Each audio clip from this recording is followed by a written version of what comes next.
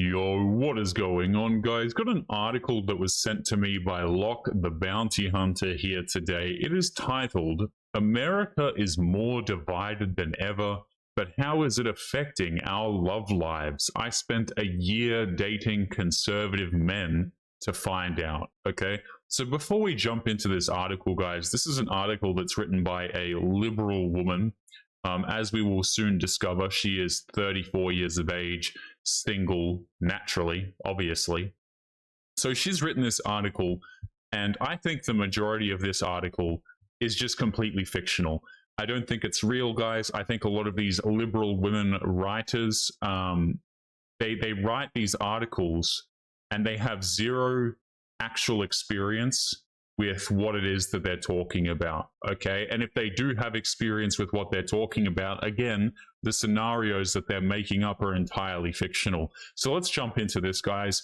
Written by a liberal woman, she's going to be telling us what it is like to date conservative men, which, just by the way, guys, conservative men are typically the only men, less and less so these days, mind you, who are even willing to traditionally date women these days, right? These are the guys who typically pay for bills. The dudes who are like liberal men, oh yeah, they'll go 50-50 on a date, but of course women don't want to date those guys, do they?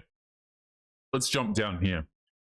But guys, before we jump into today's story, just a quick reminder that I have set up a second channel where I will be recording daily videos or thereabouts once again of women over on TikTok. I know a lot of you guys enjoy this video style, but to be honest, it's very headache inducing to make. So I will be making one video a day roughly over on the second channel. If that interests you guys, make sure you go and check out the second channel. I'm going to leave the link in the video description.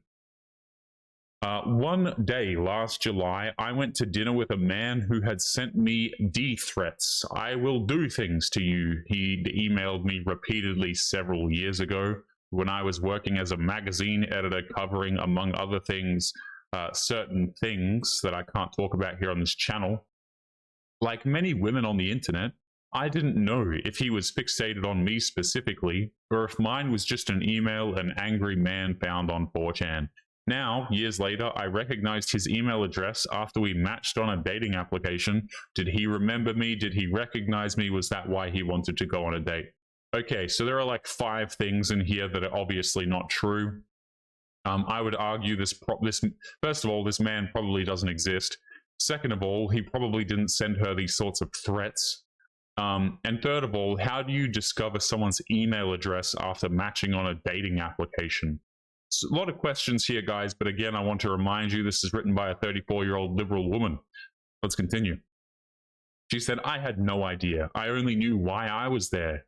In a sincere attempt to not only date but understand men like, let's call him Jared, I spent much of 2024 on a conservative dating application. There are plenty to choose from, free and easily found, wherever you get your apps. I personally didn't know about this, honestly.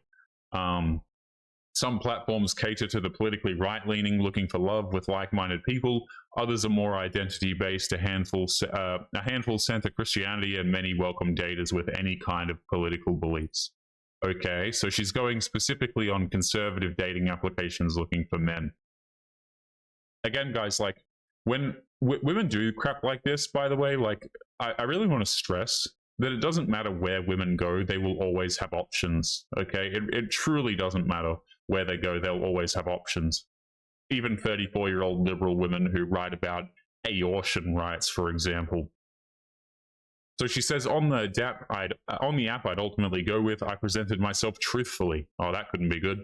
As a Republican curious woman, tired of the Democrats' hopelessness and constant pivoting during a highly charged election year. Okay, like, as if anyone wants to hear about this, by the way. I come from a liberal background. I explained in my initial chats with matches, but was open to new perspectives. I used Veronica as my app name, listed my actual age, 34, uploaded a few real photos, then worked through the provided prompts. I answered ones asking what I love about America, but skipped filling in the blanks about my thoughts on January 6th. Okay, so this woman actually, I guarantee you, she's not actually interested in having an open mind. right? She's skipping. Like, let's be real about this, guys. What's this woman actually doing? She's trying to write an article column, okay, because this is her job. That's really all that it is. She's not actually interested in care. Like, this woman probably has no interest in being a conservative whatsoever. This is a liberal woman on a dating application at 34 years of age. What an absolute shocker. Okay. And I find it funny because there are a lot of women, by the way, who hit this age and they do this unironically. They go on these applications, they go into like church groups and things like this. And, you know, they're pushing their 30s, if not in their 30s, early 30s. And they're looking for these conservative men. They're looking for Christian men. They're looking for dudes who are more traditional, because they've had their fun with Chads now, and now they need a stable man who's interested in something traditional. Do you guys see what I'm saying? Do you see how much of a scam this is for men? You will have women who have no interest in, for example, Christianity, never once were considered that themselves, right? Or consider themselves that, rather. And they will go into church groups, they'll go into conservative areas, conservative groups, and they will target these men because they know that these men have traditionally masculine values, and they exploit these men despite the fact that they themselves have no traditional feminine values to give to the man. Anyway, let's continue. So she went on this date with this guy, apparently, excuse me.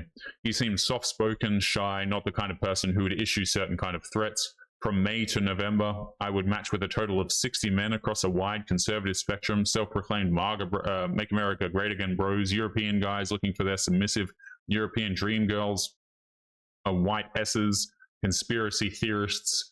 Although most identified in some way with the alt-right, I would scour profiles in an effort to figure out where these men were coming from, why they seemed opposed to the things I'd previously spent a career fighting for: women's rights, social justice, reproductive freedoms, LGBT, HDMI, BBQ equality.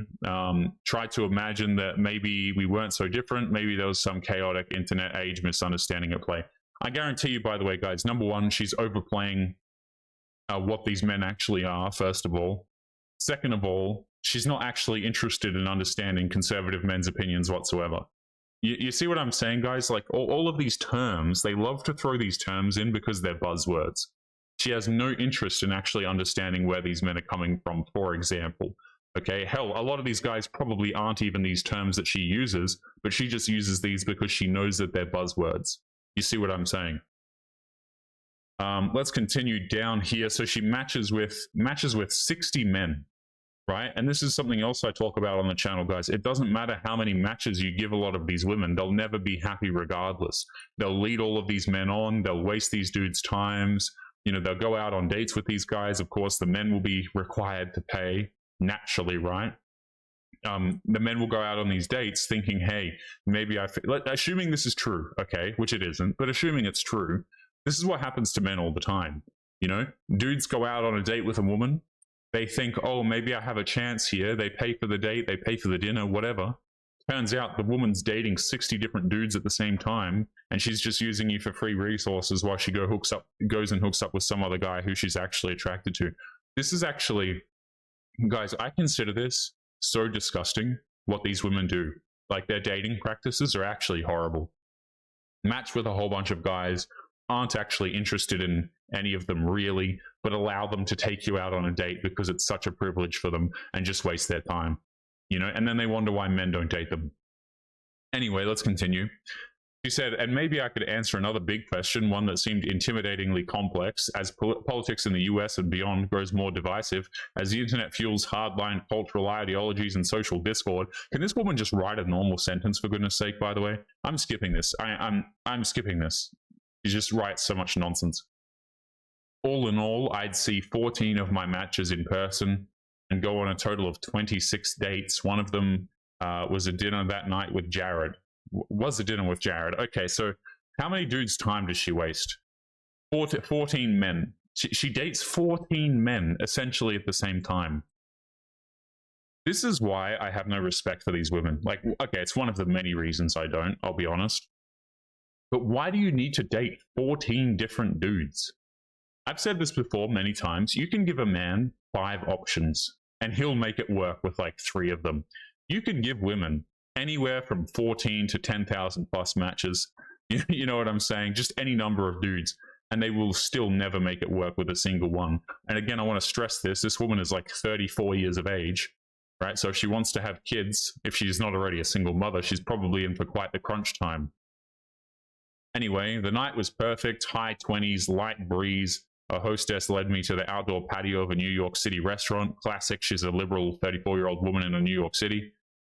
Gesturing to a tall man in his mid-30s wearing a black baseball hat. Initially, he seemed soft-spoken and shy, not the kind of person who would issue death threats. He clearly had no idea he was out with someone he once threatened. I told him that I was born in Russia and was a writer.